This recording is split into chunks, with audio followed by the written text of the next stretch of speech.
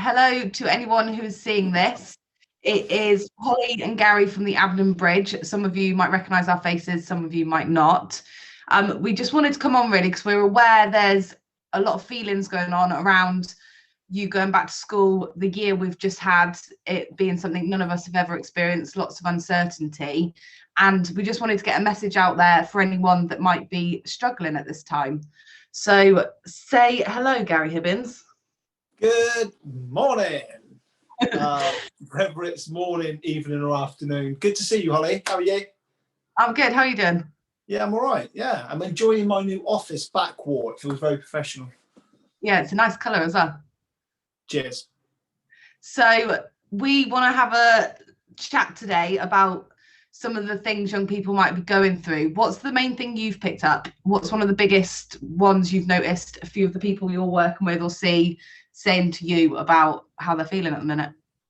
Well, I think that firstly, I'm not surprised young people are feeling a bit worried or anxious about going back to school, Holly. You know, they've been off for a year. So, of course, they're going to feel a bit uneasy or a bit anxious or a bit weird to go back to a school environment. You know, the teachers are too, by the way. Yeah. You know, it's not just young people. Everyone who's got to go back to this environment, it's about adapting to a routine and adapting to be seen by people again.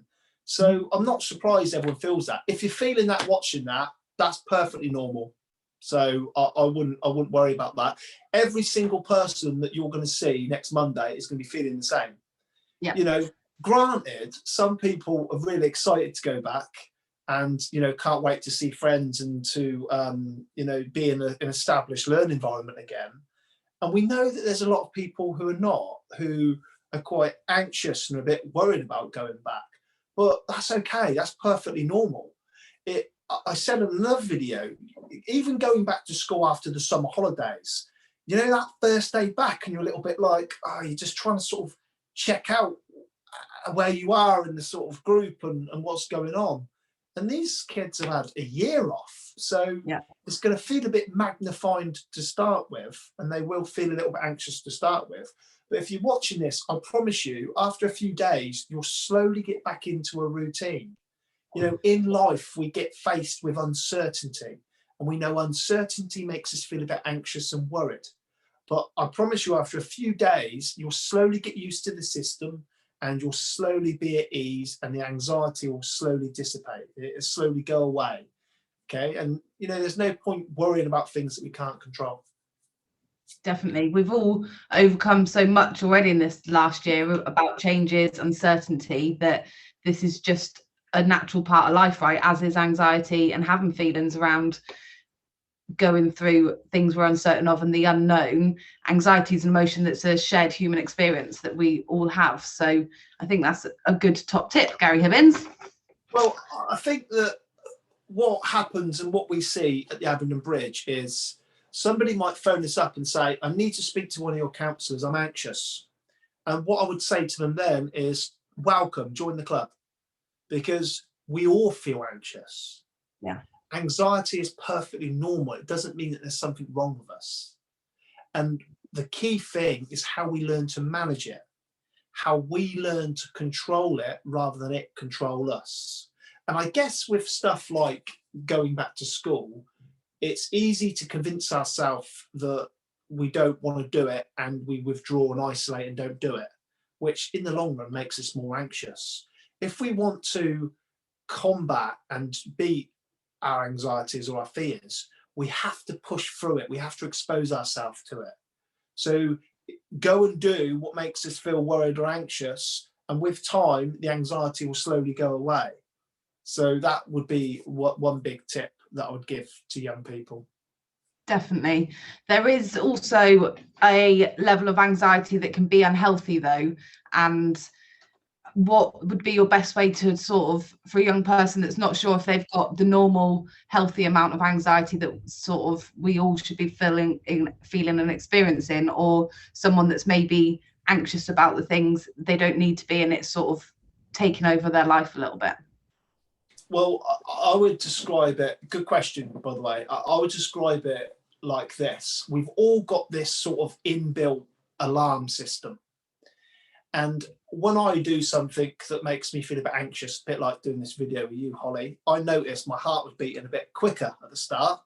And I felt like I had to catch my breath. And then I put myself at ease. But what happens with a lot of people, we've got this system in us, and our alarm goes off in our sort of chest or head or wherever you feel anxiety every time that there's a fear or we're worried about something going wrong. So this alarm goes off. With a lot of young people, it feels like their alarm's always going off. Doing the small little things makes them feel quite panicky or anxious. And if you're noticing that you're feeling that more often or not with situations, then I would suggest maybe speaking to somebody you trust about that. I would recommend speaking to an organisation or someone in school who can help you learn ways to sort of help rewire that alarm a little bit and help give you some tools and strategies to be able to start managing it. So it's perfectly normal, but some people need just a little bit of help how to sort of manage it, if that makes sense. So you were just talking then about doing this video and your internal alarm going off a bit and you put yourself at ease. How did you do that? What are the ways you put yourself at ease? Well, I stopped and thought, what can go wrong? I can only be me. If I stopped to think what everyone was thinking about me in this video, my alarm would be buzzing off. But it's a bit like going into school. I could spend all my time worrying about what other people thought of me or how I might have changed in that year. Or I can say to myself, it is what it is. You know, I am who I am. And why would I worry about others thinking stuff about me than more likely or not, they won't be? Everyone's going to feel like that to start with. So rather than worrying about things that we've got no evidence or proof of, focus on the things that we can control. Focus on the things that we've got facts and evidence for. And it's a bit like me with that video. Split second, I felt it, but I said to myself, you know, it is what it is. I'm not going to worry too much about it. I've just got to be myself. Yeah, absolutely. And that can take time. And we all have a different scale of anxiety that we can reach. So you can only really get, I remember you telling me this years ago, you can only really get at 10 out of 10, and then it's always got to come back down. So there's always going to be a peak maybe, and that will feel different for everyone. But at some point it does pass and it does go back down again. Yeah, exactly. You know, no one's ever died of anxiety or panic. Okay. So when we feel anxious, when we get to a sort of 8 or 9, what normally happens is we stop doing the thing that makes us anxious.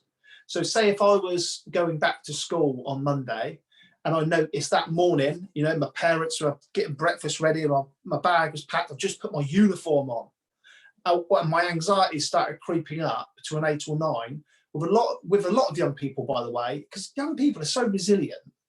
You know, they can overcome life challenges sometimes far better than adults. They're resilient. If you're watching this, you know, and you're young, fair play, because you are resilient beings. But what I would say is for a lot of young people, it won't get past 4 or 5 and they just manage, they sail through it fine. For those who anxiety gets to 8 or 9, what normally happens is they want to stop doing it. So they say, I'm not going. And they go back into their room, they take their uniform off and they get really panicky and their anxiety get higher and higher. But it can never go higher than a 10 because our body can't sustain anxiety for that period of time. So when it gets to a certain point, it will start to lower anyway. So what I want young people to do is when they notice that their anxiety is creeping up, say, I know what's going to happen here.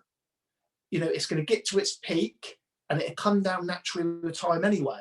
So instead of bailing, instead of saying, no, I'm not doing it, I promise you, get through that peak, even if you're really panicky, and the next day it won't go to that height because you're re-exposing yourself to it again. If you keep stopping doing what you're doing, you'll never overcome that anxiety or that fear. So you'll be stuck where you are. And, you know, I do whole workshops on this for hours. I'm just giving you a brief description of how people stop. So another tip that I give you, can I just keep talking, Holly? Is that okay? Yeah. Thank you. Is when our anxiety gets to a 7 or 8, so we're starting to feel a little bit anxious, ask yourself, what will help bring this down to a 4 or a 5? And one tip that I give adults in therapy as well as young people is know what your safe space is, your safe zone is. So I've encouraged young people to take pictures of their bedroom or take pictures of objects that make them feel safe. So when they're going back to school or they're at school, and if they're feeling a little bit sort of, they're missing home or missing parents or whatever it might be, they can just look at those photos. They can remind them of the things that make them feel safe. And I think that's a real good way of, when you're slowly integrating back in, do those things, because it can just help sort of bring your anxiety down just a little bit. Yeah, that's useful. Thank you. Is there anything else you want to say before we sign off from this particular video? What are young people saying to you about it, Holly? What are you picking up? So picking up stuff around worrying about the social stuff, and a shared experience that I've noticed that none of us are really alone in is sometimes at night when you'll overthink things you might have done on social media in this time, and when we go back and start communicating again of that, like, oh god, I'm cringing at something I did, which I think you've sort of covered in that you've just got to accept to be yourself at some point, which we're saying that as if it's like really, really easy, and it's not, and it takes time. And also one of the biggest ones is young people are feeling really behind, and like they haven't done their work, and they're worried to go back and their teachers be like, well, where's all your work, and you're 2 years behind, and all those things. But again, something that I talk to young people about when they're bringing that is that we've just been in an unpredictable, unknown, unprecedented times, and they've missed out on other things that are also really important, but they will catch up. And they've also learned things this past year that they wouldn't have done if we hadn't have gone through this, like resilience, like being able to overcome things they never thought they might have done if we hadn't have done this. So what might you say to someone that's really worried about being behind and missing out on that year of school, and maybe not of doing the work they would have done if they had been in school? Well, it's good observations you made. But Holly, they're not alone. Mm-hmm. There's not many further in front of them. It's I don't want to swear, but it's hard for young people, and it's different for every family, right? How can you sit there and study and learn if you haven't got a separate space to go to, like siblings running about and various other things? The schools know this. You youngsters are really lucky because you go to probably 3 of the Abingdon schools, John Mason, Fitzharris or Larkmead. All the Didcot schools are great too, St Brianus, Didcot Girls, UTC. So you've got good schools, and they're aware of this. They're not going to penalise you for being a bit behind or not knowing something. They're going to help you and support you. It's in their interest to do that. So anyone worried about being behind or not sort of comparing ourselves to others, you're wasting your time. Stop comparing yourself to anyone else. I always say this, don't I, Holly? Compare yourself to who you were yesterday. Yeah. Not to anyone else. That's just a wasted thought. Yeah. You Definitely. can only do what you can do, and that's good enough. And Holly, you're right, by the way. Okay, you may not have been sat in your lessons doing all that academic work, but you would have learned a lot about yourself, and you would have learned a lot about humanity over the last year. And the key thing is now is that we come together, we work hard, and we just try to be the best we can be. It's all you can do. Focus on the things that we can control. Defo. The main thing I would like for people to take away from this is that if you are struggling, reach out, speak to people, talk to your friends, your parents, a trusted adult, talk to an organisation. Don't struggle on your own. Yeah, and what I would say to that is struggling to perfectly warrant and valid at the moment, because you're going back into something you haven't done for ages. So I'm going to give you 3 quick top tips. Have I got time, Miles? Yeah, go for it. So start preparing now. Get prepared, okay? One tip I would say, set your alarm for the morning, the time that you would set it as you was going to school. Get your routine together. Parents, if you're watching this, start getting routines in place. I would actually encourage you to walk the route to school.